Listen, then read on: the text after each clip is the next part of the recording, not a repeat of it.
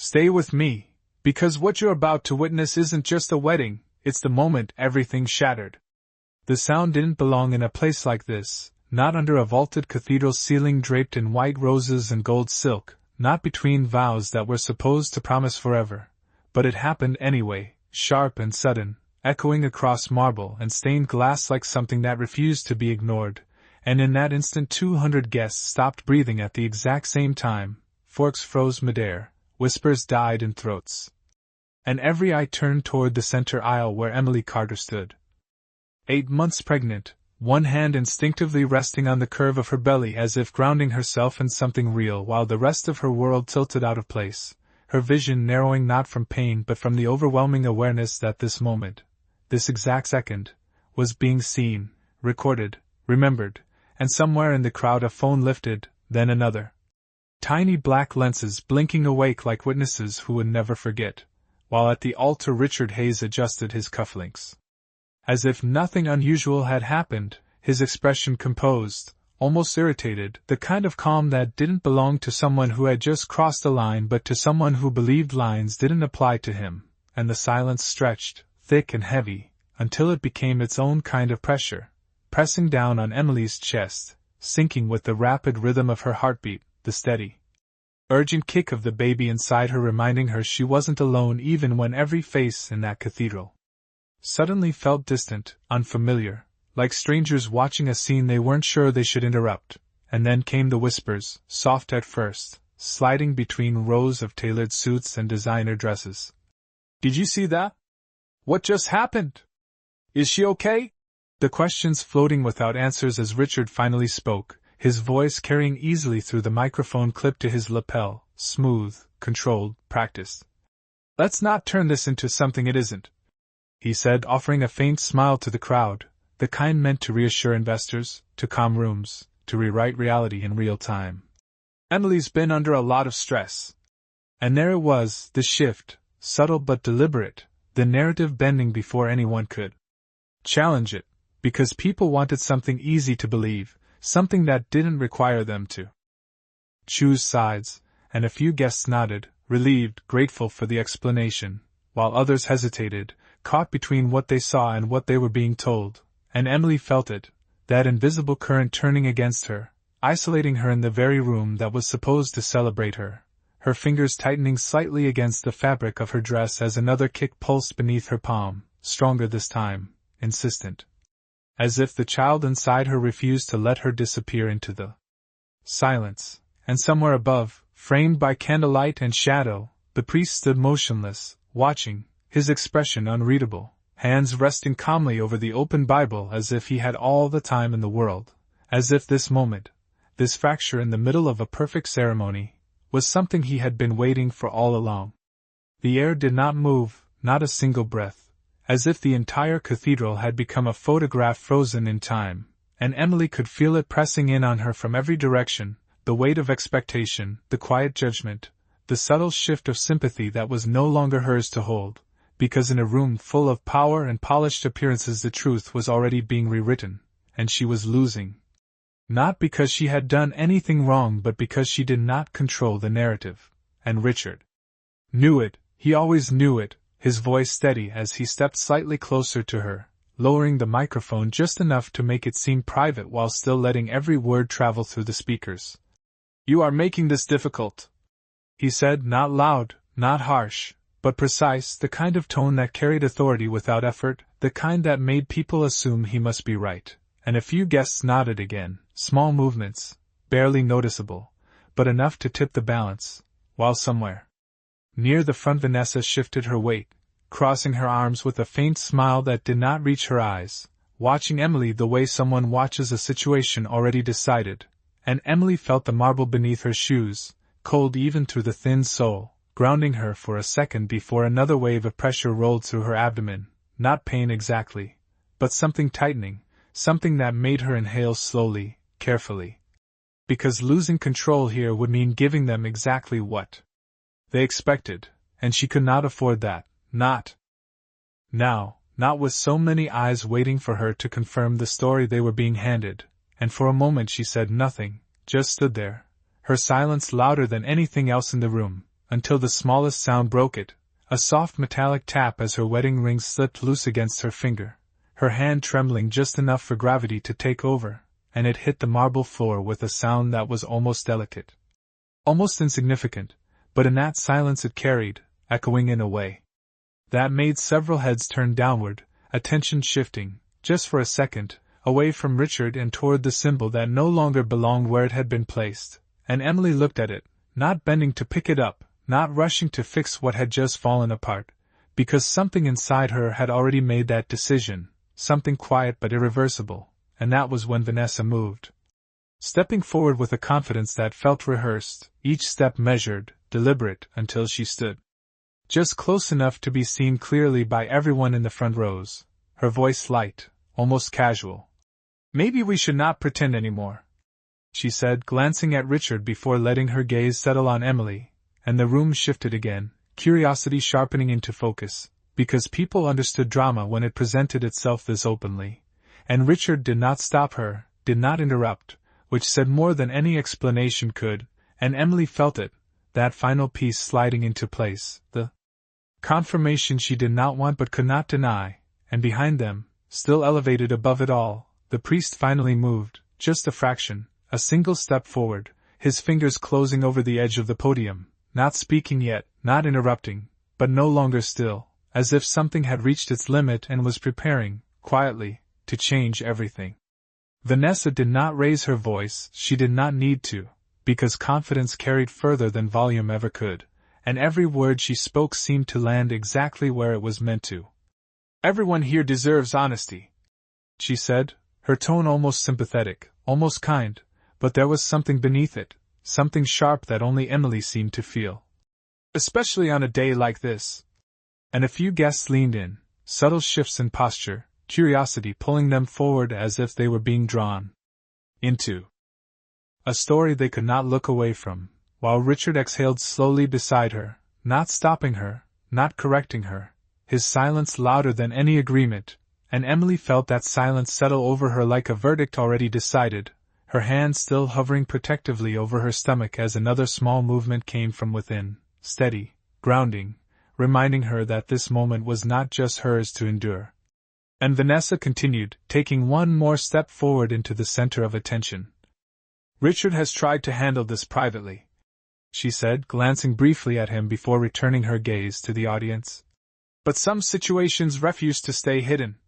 And there it was again, the careful construction of a narrative, each word placed like a brick, building something that looked like truth from the outside, and Emily realized with a clarity that almost felt cold that this had been prepared, not impulsive, not accidental, but intentional, designed for this exact setting, this exact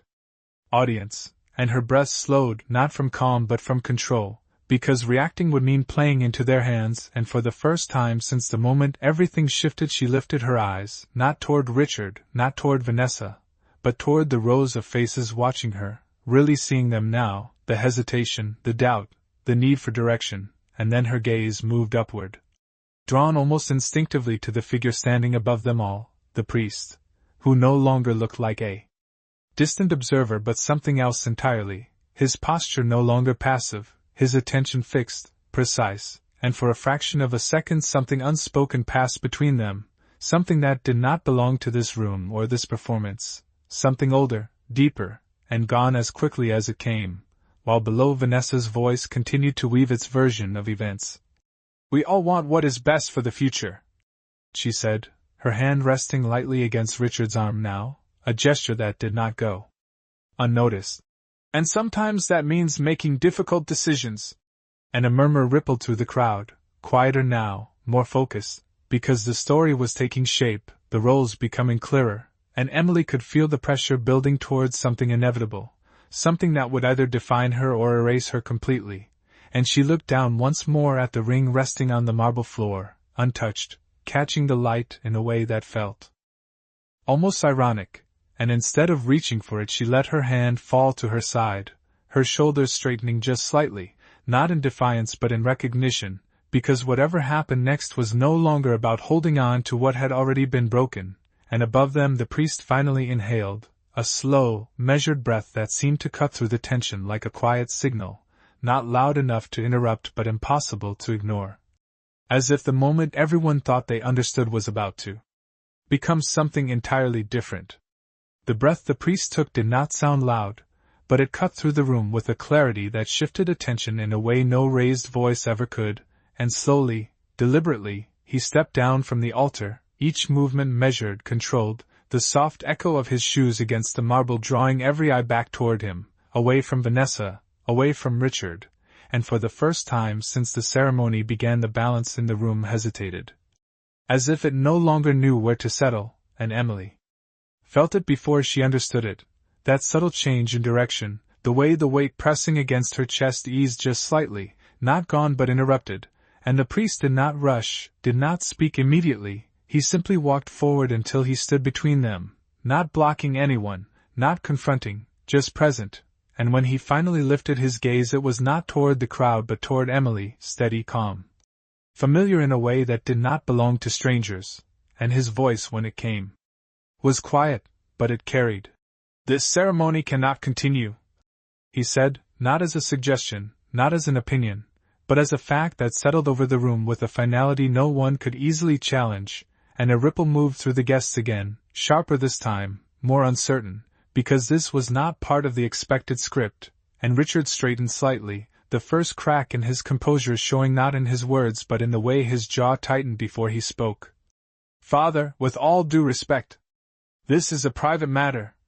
he said, his tone still controlled but edged now, the confidence no longer effortless, and the priest turned his attention to him slowly, as if acknowledging something inevitable rather than reacting to it. "There is nothing private about what happens in front of witnesses," he replied, the words simple, almost gentle, but impossible to dismiss, and somewhere near the back a guest shifted, another lifted a phone higher, the quiet realization spreading that whatever was happening was no longer just a wedding, and Emily watched, her breath steadying as she tried to understand the shift unfolding in front of her, because something in the priest's presence felt different now. Not just authority but intention, and then he did something small, almost unnoticed, his hand moving to the collar at his neck, fingers adjusting it not nervously but deliberately, and for a brief second the room seemed to hold its breath again, waiting without knowing why, and Vanessa frowned, just slightly, the first sign of uncertainty crossing her expression as she glanced at Richard, searching for reassurance that did not come immediately, and the priest's gaze returned to Emily, softer now, carrying something that did not belong to this performance at all, and when he spoke again his voice lowered just enough that it felt personal even as it echoed through the speakers. "Emily,"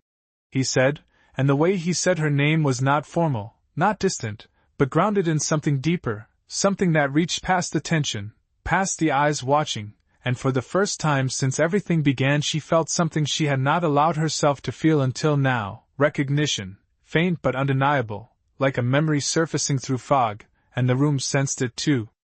Even if they did not understand it, the shift from spectacle to something far more precise, far more controlled, and Richard took a step forward, his patience thinning. "I think that is enough,"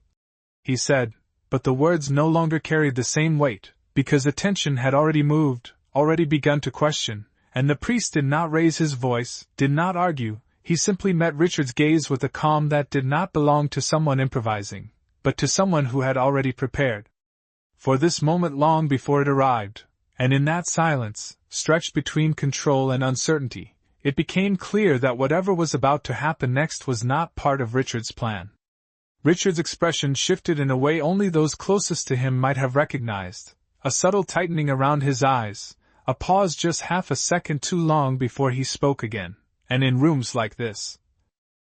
among people who built empires on reading hesitation, that half-second mattered. It spread quietly through the crowd like a ripple, small but undeniable, and Emily saw it happen, not just in him but in the guests, the way their posture changed, the way certainty began to fracture, because power only worked when it looked unshakable, and for the first time that morning Richard did not look untouchable, and the priest, no, not just the priest anymore, remained exactly where he stood, calm, unmoved. As if the tension building around him was something he had already accounted for, and when he spoke again it was not louder, but it carried a different weight, something grounded, something precise. "This is not about interruption," he said, his eyes briefly scanning the room before returning to Richard. "This is about correction." And the word landed differently, sharper, more intentional, causing a few guests to exchange glances, because correction implied something had gone wrong, something needed to be set right, and that was not the narrative Richard had been offering, and Vanessa's composure flickered again, her fingers tightening slightly around Richard's arm before she released it, stepping back half an inch as if instinct told her distance might soon matter, and Emily stood still, her breathing slower now, not because the pressure was gone but because something else had taken its place, something steadier. Something she could not fully name yet, and then the priest reached into the inner fold of his robe, not abruptly, not dramatically, but with the same measured control he had shown since stepping down from the altar, and for a brief second the entire room leaned into that motion, drawn by it, waiting, and when his hand emerged it held not scripture but a slim, dark leather folder, simple, unremarkable at first glance, but in a setting like this, in a moment like this, it might as well have been a spotlight, and a murmur spread again, quieter now, more focused. Because objects like that did not belong in ceremonies, they belonged in proceedings, in decisions, in consequences, and Richard noticed it too, his voice tightening despite his effort to remain composed. "I do not know what you think you are doing," he said, but there was a new edge there, something closer to urgency than control, and the priest looked at him, not with confrontation, not with anger, but with a calm that made the words that followed land even harder. "You know exactly what this is," he said, and then, without raising his voice, without shifting his stance, he turned slightly, angling the folder so that Emily could see it first, not the crowd, not Richard, but her, as if this moment belonged to her before anyone else, and for a second her eyes did not move, her mind catching up to what she was seeing, the clean lines, the familiar structure, the kind of document she had once studied, once trusted, once believed would protect her, and something clicked into place, not loudly, not dramatically, but with a quiet certainty that changed everything, and the priest spoke again, softer now, but somehow clearer than before. "My name is Daniel Carter," he said, and the air shifted, not with noise but with understanding, the pieces aligning in real time as recognition spread through Emily's expression, through the room, through the fragile structure Richard had been building since the moment this began. "And I am not here to officiate this wedding," he continued, his gaze steady, unwavering. "I am here to represent my client." And he did not need to say her name, because every eye in that cathedral had already turned back to Emily, and in that silence, heavier now but no longer suffocating, the balance of the room tipped completely for the first time. The words did not echo loudly, but they did something far more dangerous. They settled, they spread, they rewrote the entire room in a single breath, and for a moment no one moved because everyone was recalculating at the same time, every guest, every witness, every camera now pointed not at a spectacle but at a revelation, and Emily felt it first not in the room but in herself. The shift from isolation to something steadier, something anchored, because Daniel Carter was not just a name, it was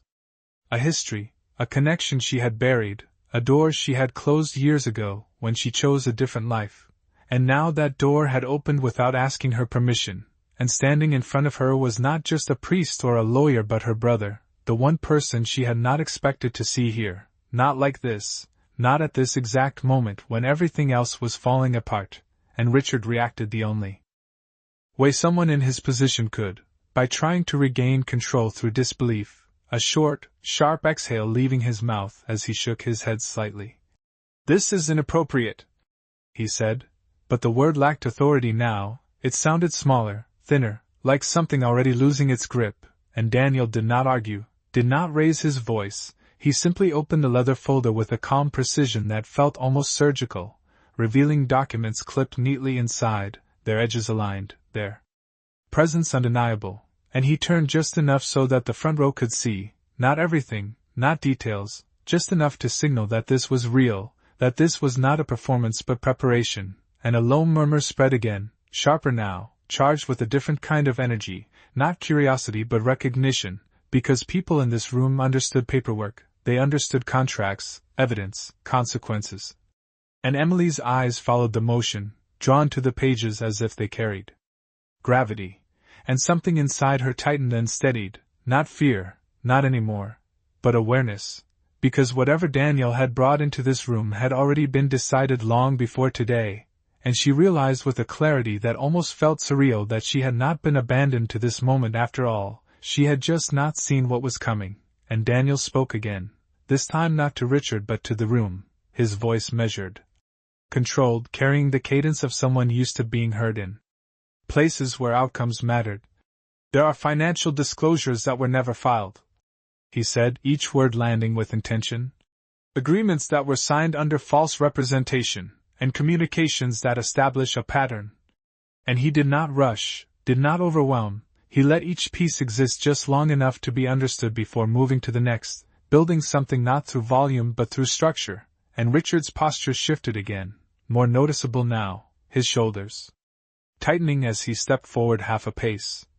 You cannot just walk in here and make accusations, he said, but even as he spoke the room was no longer fully with him, attention divided, trust fractured, and Vanessa's expression had changed completely, the confidence replaced by calculation, her eyes flicking between Daniel, the documents, and the guests, measuring the situation in real time, and Emily stood at the center of it all, no longer shrinking, no longer silent in the same way.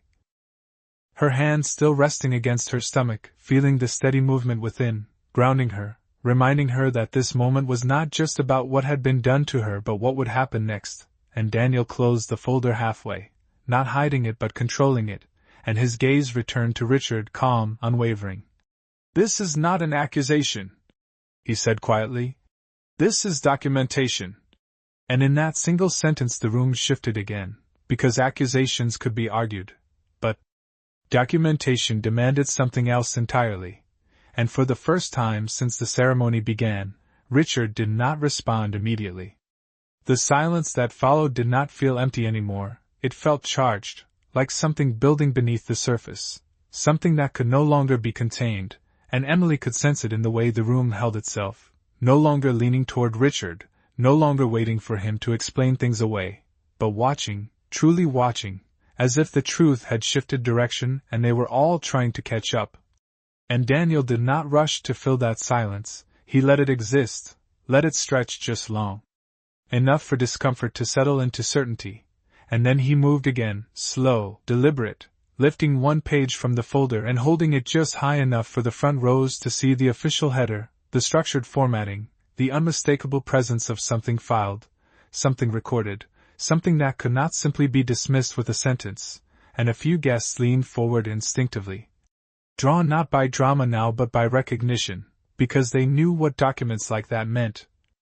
And Richard saw it too, the way attention had shifted completely, and for the first time there was something unguarded in his expression, not panic, not yet, but calculation under pressure, the kind that happens when options begin to narrow. This is not the place for this, he said again, but the repetition weakened him, each attempt sounding less like control and more like resistance against something inevitable, and Daniel's response was immediate this time, not louder, but firmer. This is exactly the place, he said, his voice steady, grounded, because this is where the misrepresentation was meant to be finalized. And the words landed with precision, causing a sharper murmur to ripple through the crowd, because now it was no longer vague, no longer abstract, it was specific, and specific meant real, and Emily felt it settle into her, not as shock but as confirmation, because somewhere deep down she had always known something was not right, she had just not had the proof, and now that proof stood between her and the man she had trusted, and she did not look at Richard when Daniel spoke again, she looked at the document, at the shape of it, the structure, the finality, and Daniel continued, turning slightly so that more of the room could see. There are clauses here that transfer assets under conditions that were never disclosed, he said, each word clear, measured, and signatures obtained without full transparency. And he paused just long enough for the implication to settle, for people to connect the dots themselves, because conclusions reached internally were always stronger than ones handed to them, and Vanessa stepped back another inch, her composure now fully replaced by distance, her eyes scanning the room not for control but for exit, for alignment, for anything that might still work in her favor, and Richard's jaw tightened further, his hands no longer relaxed at his sides but slightly clenched, a detail small but visible to those paying attention, and the phones were no longer subtle now, more of them raised, recording openly, capturing everything, because whatever this was had moved beyond a private moment, it had become something else entirely, something that would not stay contained within these walls. And Emily felt her breathing steady completely now, not forced, not controlled, but natural, as if her body had finally caught up to the reality unfolding around her, and Daniel lowered the document slightly, not to hide it but to transition, to move from showing to stating, and his eyes met Richard's again, unwavering. "You built this moment to secure control," he said quietly. "But you forgot one thing." And the pause that followed was intentional, precise, drawing every ounce of attention back to him before he finished. "Control only works when no one is prepared to challenge it." And in that instant, without raising his voice, without stepping forward, he made it clear that this was no longer Richard's stage, and had not been for longer than anyone in that room realized. For a brief moment no one spoke, not because there was nothing to say but because everyone was recalculating what they had just witnessed, and the shift was no longer subtle, it was visible in the way people leaned forward instead of back, in the way whispers stopped trying to defend and started trying to understand, and Emily felt it settle into the space around her, not as pressure but as clarity, the kind that comes when something hidden finally steps into light, and she did not move, did not rush to react, because for the first time she did not need to, and Daniel understood that. He did not look at her again, not because he was ignoring her but because he had already positioned her exactly where she needed to be, at the center of truth instead of the edge of doubt, and he turned slightly, shifting his attention outward, addressing the room with the same calm precision. "There is more," he said, and those 3 words carried enough weight to still the room again, because everyone understood what that meant, that this was not the end of the reveal, only the beginning, and Richard exhaled sharply, stepping forward now, trying to reclaim ground that had already moved beneath him. "You are manipulating this situation," he said, his voice firmer than before but no longer effortless, and Daniel did not interrupt, he let him speak, let the words hang just long enough before responding. "No," he said simply. "I am presenting it." And then he reached into the folder again, not hurried, not aggressive, just deliberate, and this time what he pulled out was thinner, a single sheet, but the way he held it made it clear it carried something different, something more direct, and he turned it slightly, not fully revealing it yet, just enough for anticipation to build, and the room responded instantly, attention tightening, phones lifting higher, because people could feel the escalation even before they saw it, and Emily's breath slowed again, not from effort but from instinct. Because something inside her recognized that this was the moment where everything would fully break open, and Daniel spoke again, his voice lower now but sharper. "A recorded timeline of financial transfers," he said, each word measured, "aligned with communications that were never disclosed during the agreement process."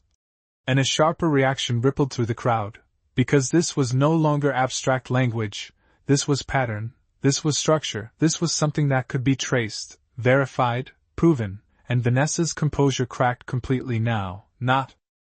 in a dramatic way but in something smaller, more telling, her eyes darting briefly toward the exits before returning to Richard, searching for direction that was no longer there, and Richard's posture shifted again, the controlled stillness replaced by something tighter, more contained, as if he was trying to hold the situation together with sheer will.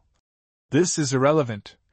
he said, but the words sounded forced, disconnected from the reality unfolding around him, and Daniel did not argue the point. He simply lifted the document a little higher, allowing the front rows to catch a glimpse of timestamps, signatures, structured entries that spoke for themselves, and then he lowered it again, not needing to push further because the impact had already landed, and Emily felt something inside her finally settle into place, not relief, not yet, but certainty, because whatever doubt had existed before was gone now, replaced by something steady, something undeniable, and Daniel closed the folder halfway once more, his movements controlled, intentional, and his gaze returned to Richard, calm, unwavering. "You built a moment to finalize control," he said quietly. But you left a record. And the silence that followed was no longer uncertain, it was decisive, because in a room full of witnesses, records did not disappear, and neither did the truth. The word record did not just sit in the air, it spread, it settled into every corner of the cathedral, into every whispered thought and every raised phone, and Emily could feel the shift complete itself, not slowly this time but all at once, like something invisible had finally tipped over and could not be set back in place. And the room was no longer waiting for Richard to explain anything. It was waiting for what came next from Daniel, and that realization showed, not loudly, not dramatically, but in the way people stopped looking at Richard entirely, their attention fully redirected, their expectations reset, and Richard saw it, he felt it, and for the first time since the ceremony began he looked not in control but contained, like someone holding a reaction just beneath the surface, calculating, searching for something that would still work. You are making assumptions, he said, but the words lacked weight, they sounded like something spoken out of habit rather than certainty, and Daniel did not challenge the statement directly, he simply tilted his head slightly, acknowledging it without accepting it, and then he did something that changed the tone of the room entirely, he stepped one pace to the side, opening the space instead of occupying it. And with that small movement he shifted the focus again, not to himself this time, but back to Emily, and the message was clear without being spoken, this was never about him, it was about her, and Emily felt it immediately, the subtle invitation. The transfer of control, and for a second she did not move, not because she was unsure but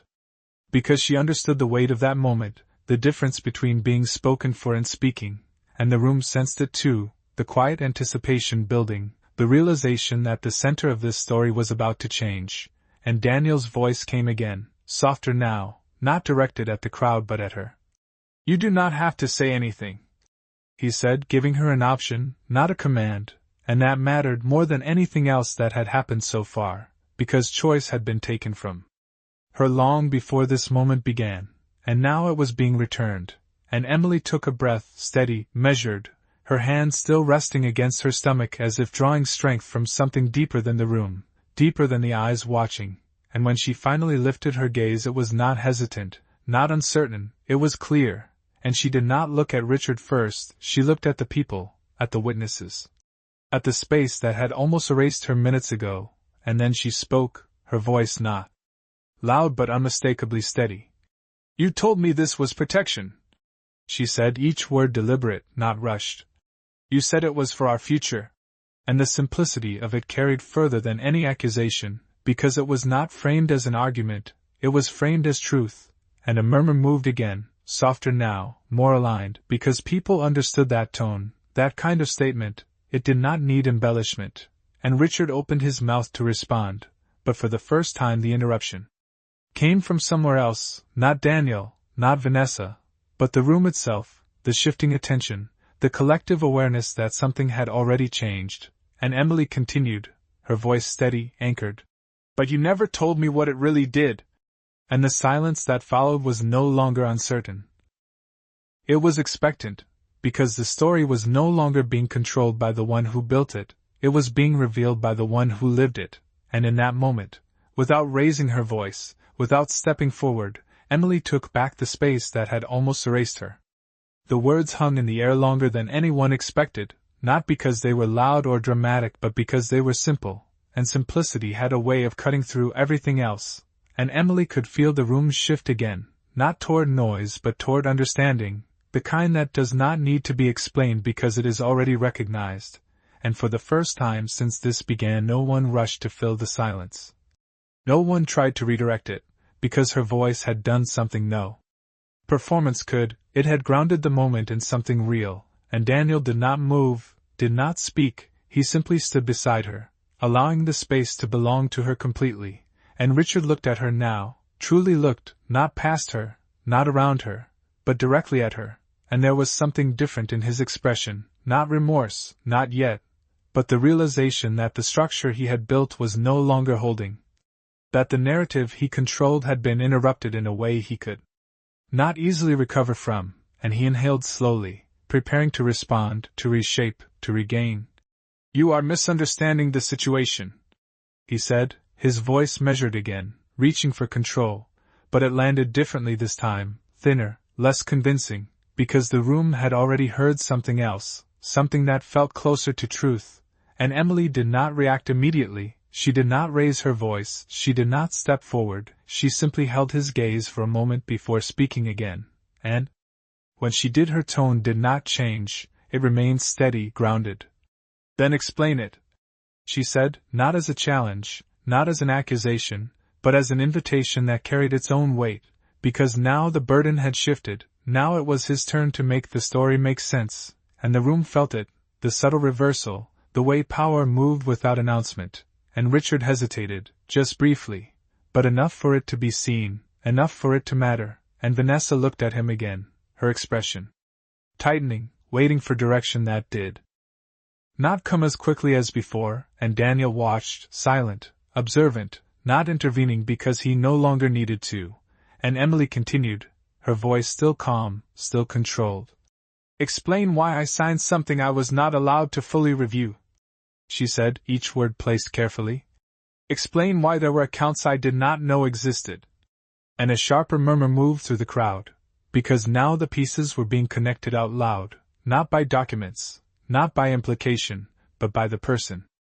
who had lived it, and Richard's jaw tightened again, his composure slipping not in words but in timing, in the way he took just a second too long before responding. "That is not accurate," he said. But the denial felt incomplete, like something offered without foundation, and Emily did not push harder, she did not need to, she simply let the silence follow his words, let the absence of explanation speak for itself, and that silence was heavier now than anything that had come before, because it was no longer uncertain, it was revealing, and the room understood it, the way people do when something obvious is finally acknowledged without being said directly, and Daniel closed the folder fully now. Not because there was nothing left but because enough had already been shown, and he looked at Richard one last time, calm, precise. "This does not end here," he said quietly, not as a threat but as a statement. "This moves forward." And the meaning was clear to everyone in that room, because whatever this had been meant to finalize had instead become the beginning of something else entirely, and Emily felt it settle into her, not as relief, not yet, but as certainty. Because for the first time the future being decided was not one she had been led into, but one that was unfolding in front of her with her fully awake inside it. No one clapped, no one spoke, but something far louder than noise filled the cathedral, a collective understanding that what had just happened could not be undone, and Emily could feel it in the way people no longer looked at her with doubt or curiosity but with recognition, the kind that comes when a story shifts from speculation to truth, and slowly, almost imperceptibly, a few guests lowered their phones. Not because the moment was over but because it had already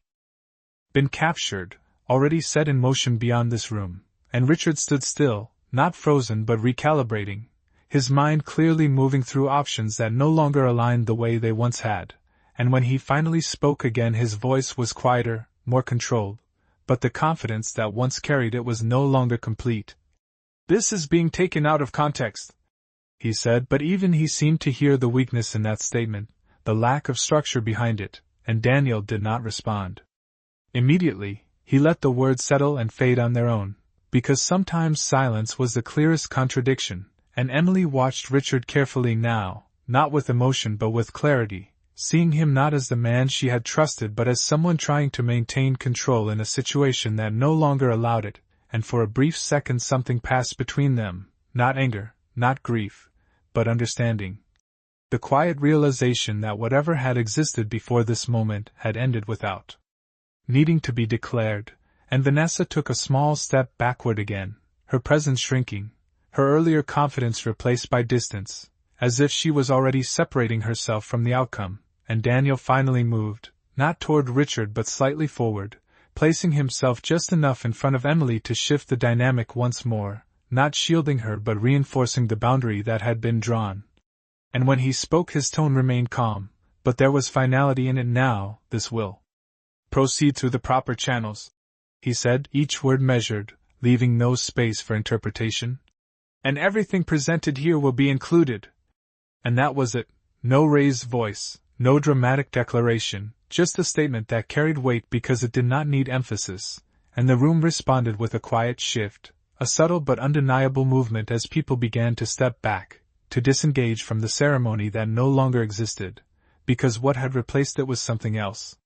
Entirely, something with consequences that extended far beyond this space, and Emily felt her body relax for the first time, not completely, not fully, but enough to recognize that the pressure she had been holding since the beginning was no longer crushing her, and she looked down once more at the ring still resting on the marble floor, untouched, and for a moment the entire story seemed to condense into that small detail, something once central now simply left behind, and she did not reach for it, she did not hesitate, she simply let it remain where it had fallen, and when she lifted her gaze again it was not toward Richard or Vanessa or even Daniel, it was toward the open doors at the back of the cathedral, where light spilled in quietly, unchanged by everything that had just happened, and without needing to announce it. Without needing permission, she took a step forward, not rushed. Not dramatic, just deliberate, and in that step the entire room understood something no one needed to say, that this moment was no longer about what had been done, but about what she chose next, and no one tried to stop her. The sound of her steps was soft against the marble, almost lost beneath the weight of everything that had just unfolded, but somehow it carried further than anything that had been said, because every movement she made now held intention, and Emily did not rush, did not look back, she simply walked, one step at a time, her hand resting gently against her stomach as if anchoring herself to something that could not be taken from her. And behind her the room did not return to normal, it could not. The ceremony had dissolved into something unrecognizable, guests no longer seated but standing in quiet clusters, voices low, measured, no longer debating what they had seen but absorbing it, processing the shift from spectacle to consequence, and a few of them moved aside instinctively as she passed, creating space without being asked. A silent acknowledgement that something had changed not just for her but for everyone who had witnessed it, and Daniel did not follow immediately, he remained where he was for a moment longer, watching, ensuring that the boundary he had drawn held firm, that nothing reached her now that had not already been stopped, and then, only when she had taken several steps forward, he closed the folder completely and turned, his presence no longer that of an interruption but of completion, and Richard remained near the altar, not moving, not speaking. His posture still controlled but hollowed of its earlier certainty, as if the structure he had relied on had been removed piece by piece until only the appearance of control remained, and Vanessa stood slightly behind him now, no longer aligned at his side, her distance subtle but unmistakable, her expression guarded, already shifting away from the narrative she had so confidently stepped into minutes before, and the room saw that too, the separation, the quiet unraveling of something that had once looked unified, and Emily reached the midpoint of the aisle, the open doors ahead growing brighter, the light outside unchanged. Indifferent to everything that had just taken place inside, and for a moment she paused, not out of hesitation but awareness, as if marking the exact point where one version of her life ended and another began, and the baby moved again, steady, grounding, a reminder that forward was the only direction that mattered now, and she continued, her steps just as measured, just as calm, until she reached the threshold where the air shifted slightly, cooler, freer, and behind her a voice finally broke the quiet. Not loud, not commanding, but carrying the weight of someone who understood what had been set in motion, Daniel's voice, steady as ever. "We are done here," he said, and it was not directed at her, not meant to stop her, but to close what remained behind, to draw a line that could not be crossed again, and no one argued, no one responded, because there was nothing left to contest, and Emily stepped through the doorway without looking back, the light catching the edge of her dress as she moved forward, leaving behind not just the ceremony that had ended but a version of herself that no longer existed, and in that quiet transition, without drama, without announcement, the most important shift of all took place, not in the room, not in the documents, but in her, because for the first time the future ahead of her was not something decided by someone else, but something she was walking into on her own terms. Outside, the world had not changed, the streets still carried the same distant hum of traffic, The same filtered sunlight stretching across the stone steps, the same quiet rhythm of a city that did not know or care what had just happened inside, and Emily stepped into it slowly, the air cooler against her skin, lighter somehow, as if the weight she had been carrying inside that cathedral had been left behind without needing to be set down. And she paused just beyond the doorway, not turning back, not hesitating, but allowing herself a single breath that belonged entirely to her, steady and full, and for the first time since the morning began it did not feel controlled, it felt natural, like something returning rather than something forced, and the movement beneath her hand came again, soft but certain, a quiet reminder that she was not alone in this new silence. That whatever had been taken from her had not touched what mattered most, and she lowered her gaze slightly, not in sadness but in recognition, her fingers resting gently against the curve of her stomach as if acknowledging that this was the only future that had ever truly been hers to protect, and behind her the heavy doors remained open, but she did not hear voices calling her back, no footsteps rushing after her, because there was nothing left inside that could reach her now, not the words, not the expectations, not the version of her that had once tried to make sense of something that was never meant to be understood, and time seemed to stretch in that moment, not stopping but slowing just enough for her to feel it, the quiet transition from one life into another, and she took another step forward, then another, each one easier than the last, not because the past had disappeared but because it no longer held her in place, and somewhere behind her, far enough that it no longer touched her. Decisions were already being made, conversations unfolding, consequences beginning their quiet, inevitable course, but none of it followed her out here, none of it belonged to the path she was walking now, and Emily did not need to know how everything would resolve, she did not need to see it happen, because the moment that mattered had already passed, the moment where she chose not to stay, and that choice carried more weight than anything that could come after, and she reached the edge of the steps, the sunlight brighter now, reflecting softly against the pavement. And she paused once more, not out of uncertainty but out of awareness, as if marking the final line between what had been and what would be, and then she continued forward, her posture steady, her steps calm, disappearing into a world that had not changed but that she now moved through differently, and somewhere in the quiet space between what was lost and what remained, something else settled into place, something that did not need to be spoken to be understood, because some endings do not arrive with noise or closure, they arrive in silence, in the simple act of walking away, and some men lose everything they built in a single moment, not because it was taken from them, but because they never understood what it was worth to begin with.